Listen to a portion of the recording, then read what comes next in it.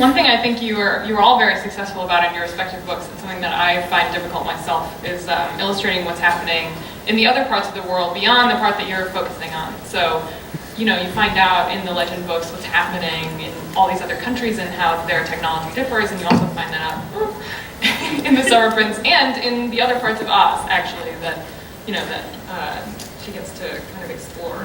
So I was wondering, how do you approach world building on such a large scale and holding the tension between like the local conflict and the global situation that's kind of contributing to that conflict? I find that interesting. So tell me your tips. For me, I started with evil Dorothy, and the idea behind it is that she's draining the magic out of all of Oz. So each community in Oz is being affected differently. Like you and Amy lands in Munchkin Land, and it's different. And then she goes to, like, every place she goes has been affected in different ways. So the Munchkins are all in hiding, but she could go to a different place, and the people are actually working for Dorothy. So I think for me it was just about like, how does evil affect each community, and like, do you want to go work for her so that you can survive, or do you hide out because you don't want to, or do you fight? So I think, and then the monkeys want to fight. So there's just like each person, each place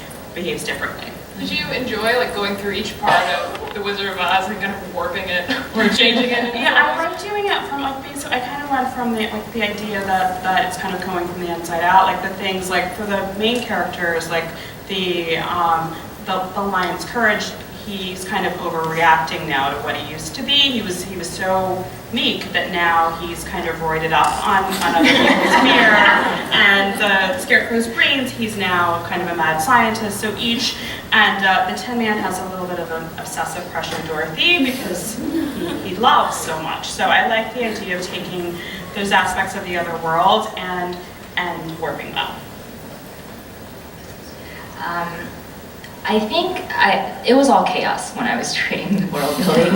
I'm very much a pantser. I just write by the seat of my pants. Like, let's see where this goes. So I didn't really know much more about the world when I was writing the first book, outside of I knew that I would have to include it at some point in the second book. So basically, in my head, I just drew out, the parts of the world I knew I would cover it, but it was basically like, this is going to be dystopia number 1, and this is dystopia number 2, and this is dystopia number 3, and I just sort of knew that there were parts of the world that I was going to cover, but I didn't know exactly what those worlds were going to be. And as I was going, they sort of came to me. I knew I wanted to create multiple versions of what a dystopian world would be like. So that was kind of like the guiding light, even though it was just pandemonium getting there. Once the first world was created, I kind of used that as a basis to figure out the next one and the one after that. And a huge part of the inspiration was also trying to make it so that people could see that, all these worlds are very, very different, and they all had problems in different ways. So there's no real dystopia, there's no utopia. It's all, it's kind of like the real world. We all have things that are wrong with each country. You don't really know which one is actually the one that's wrong. So that was kind of what I was playing with as I went along, and eventually they all sort of came together. Yeah, I really loved how they retroactively made the initial, the situation you're initially introduced to seem not quite as dystopian as I was anticipating. So I was kind of like, let's go back to where Juno Dare Let's go back to Italian dictatorship. Right now. That seemed pretty good. It's preferable to this other thing, really, which is interesting. Good job. I love the dystopia that follows the dystopia. Like that is a sort of subgenre. It's really cool. Like in Feed by M.T. Anderson, you can definitely tell like it's getting to a place even worse, and it didn't start from a great place. So that was cool. I am an obsessive world builder, and not so much in a like sit down and like write out the rules of my world and have maps and stuff. Although eventually I'll do that. I'd like to let everything hang out in my brain for a while. I don't actually write down my story ideas when I first get them. I figure that if they're good enough, I will not be able to forget them. And so I use it as a kind of weeding out process. And so I have to have an outline. It would go crazy. I mean, eventually I try, but I will. So I'll try to be writing other things, like say I'm writing my vampire novels, and then for a year I'm thinking about the Summer Prince, which is what ended up happening. And at some point that world feels real enough that I start writing everything down. and then, but it's sort of like I have a notebook and I write things in a stream of consciousness, longhand, like, this is a terrible idea, what about this, like that kind of thing. And then eventually I want to get to a point where I feel so immersed in the world that I can just write a person in it, and not like they're a traveler, just like they are living in the world. But the thing is, it's a little tricky because the reader is not actually like, in my novel, there are no readers in Palmares Tres who are reading this book. They are readers in 2014 US and around the world. And so I wrote the first draft without explaining anything. And there were anything. And I had people read this book and they would say to me things like, so there's a Summer King every year and he doesn't die? And I'm like, whoa. I apparently didn't explain that at all. And so I had, actually all of my drafts were it wasn't so much world building, it was like I'd already done that, but I had to edit it enough so that people could understand it, and I hate explaining things, so I basically said that if 50% of people understand it, then that's fine. My background is soap operas, like that's how I got started. So my problem's always the opposite. I have so much exposition. Like I'm that person who's like, so I have to take it out of that because I have to make sure that it feels more natural. Because in the soap opera, it's like, I'm John, your long lost half brother. I'm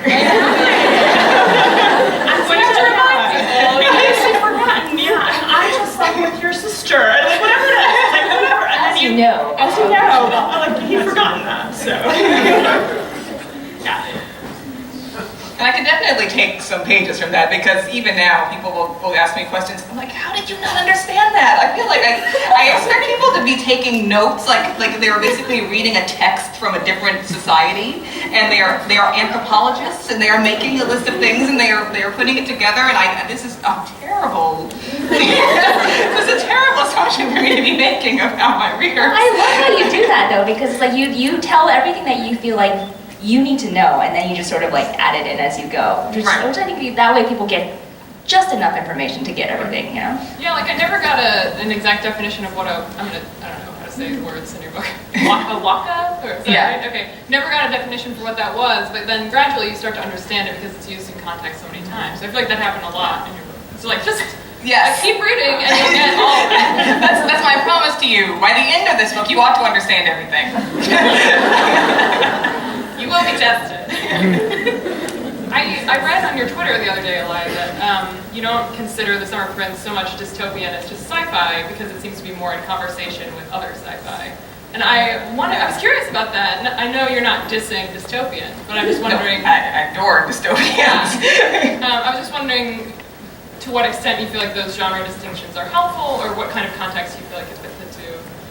I'd say that the book that I was most feeling like I wanted to write the young adult version of this, or like I want to update it and have a conversation with it, was The Left Hand of Darkness by Ursula Le Guin, which is just A, one of the best books ever written, and B, just this astonishing work of science fiction that opened me up to the possibilities of what science fiction is. And it's gender bending, it's like super deep, far future novel. It has a gorgeous romance. It isn't quite romance. I mean, it just does all these amazing things.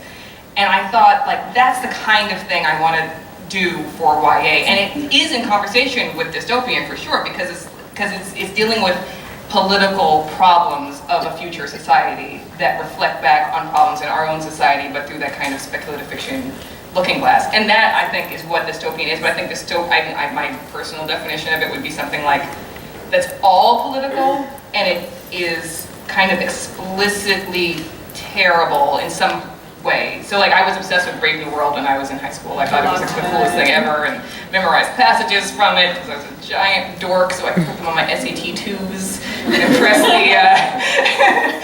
the censors back there. I mean, so like that was the thing I loved, but I also felt like there's other versions of science fiction, and it's like not even a flaw of dystopian. It's just that the reason it works so well to reflect our world is because it's doing such an extreme thing. And I thought I wanted to deal with the political issues that you do in dystopian, but have it be a little more nuanced, or like make the nuances. Basically, I wanted you to get to the midpoint of that book and think that maybe June is kind of wrong to hate her society so much. Like maybe this is just her privilege talking and not how bad the society is. And I think that's something you can't really do in like a classic Brave New World dystopian, because it's trying for another thing. It's almost more like a fairy tale, but it's like a science fictional one. Yeah, I was wondering about Marie and Danielle, how useful you found the genre distinction to be. I mean, obviously Marie, like, I know the dystopian label was like a thing, it became a thing, and then there were all these expectations. It was a little frightening. So I was wondering, how was that for you? It was interesting. I think when I originally pitched the book, I pitched it as science fiction because I didn't really know about the dystopian thing, you know, the swamp thing. And it wasn't until I realized I didn't even know that young adult was a thing. So it was just science fiction. And it wasn't until, you know, other people told me that it was dystopian, and I realized that I had written something that falls into that dystopian category. But I don't know, I feel like the current dystopian definition is a little bit different from like the classic dystopia, because I think dystopian technically is a utopian, or a society that's masquerading as utopian, that people think is utopian but is actually dystopian, which is not at all like a lot of our stories today, because I think we kind of know that a lot of the broken societies in books, like I'm thinking of Shipbreaker, which I think is constantly labeled as dystopian. I feel like that's more straight up sci-fi, because everyone knows the world's kind of gone to crap. Like, what words can I say here? But it's not that classic sort of dystopian story. So I think we all sort of get lumped into that same category, which is fine, and I think it's helped a lot of us. But it's definitely changed from what it used to be. I think for me, I've considered it as a utopia, so I feel like it actually in a weird way is a literal, and literally deconstructing it, so it literally is like a complete definition of dystopia, although it's fantasy at the same time, so yeah, so it's kind of like high fantasy dystopia, maybe? Yeah, but the different kinds. Usually it's like high fantasy is like swords, horses. Yeah. It's a limited It's a definition. little, yeah, it's but- very, yeah. Magic. Magic, but I have magic, and I have, yeah, it's There are just, wizards. yeah, and there are wizards, so it's got a little bit of that too, but I don't mind the label. I think it's, I mean, when I try to describe it, it helps. It's like the creepiest fairy tale like thing I've ever read. So it's like, this is disturbing. A lot of the time. It's great. I feel It's really good. flattered by that. Most of my friends are like, you wrote that? Like, it doesn't seem like you. These are the dog pots of me. I'm glad